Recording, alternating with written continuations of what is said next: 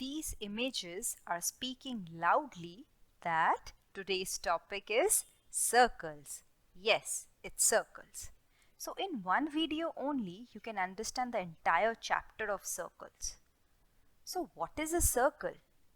Collection of points which are equidistant from a given point. So this is a given point O.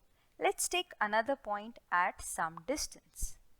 Next point will be taken at the same previous distance. Repeat this with many points. We could see that a new shape is formed.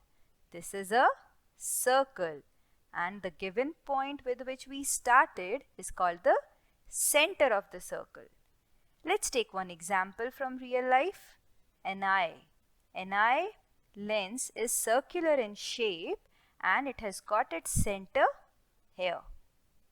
Next, radius. Collection of points which are equidistant from a given point at a fixed distance. So this is our circle and it's the definition of circle. The fixed distance which we have taken earlier is known as the radius of the circle. So we have got one more definition of radius, that it is a distance from the center to a point taken on the circle. So this distance is the radius of the circle, and a circle has many radii. Plural of radius is radii, and all these radii are equal in length. Next term is a chord of a circle. So this coin is circular in shape, it's a circle. So chord has been defined as a chord of a circle is a straight line whose end points both lie on the circle. So let us take a point A on a circle and we have got another point B, and if we join them we get a line segment. This line segment AB is a chord of this circle. Next one related to chord is secant. A line passing through a circle and intersecting the circle at 2 points. So we have to take a line now. It is passing through the circle, crossing the circle at 2 distant points.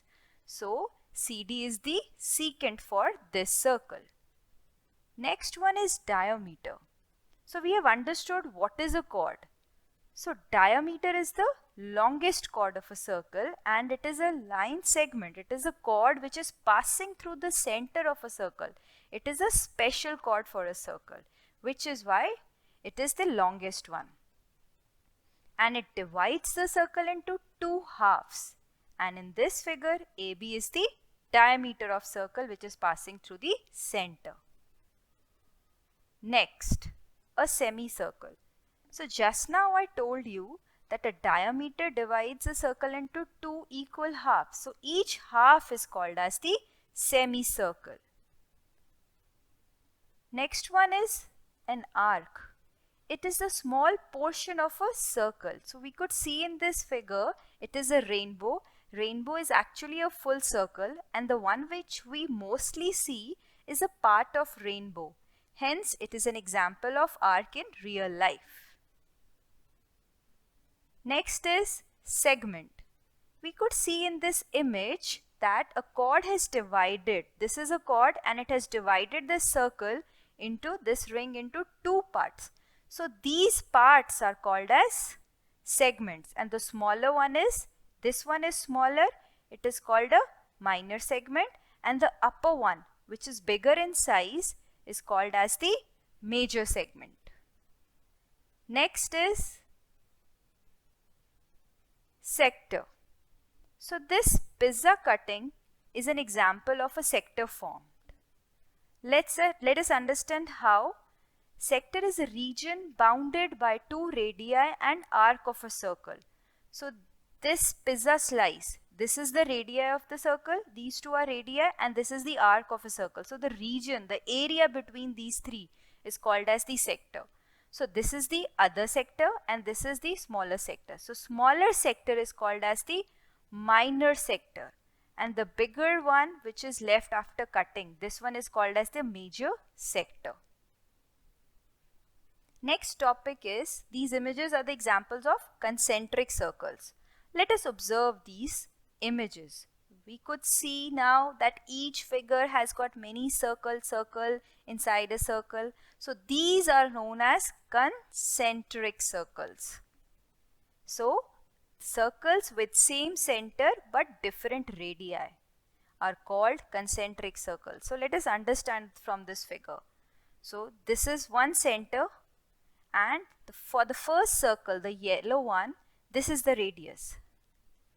And this is the radius for second orange circle.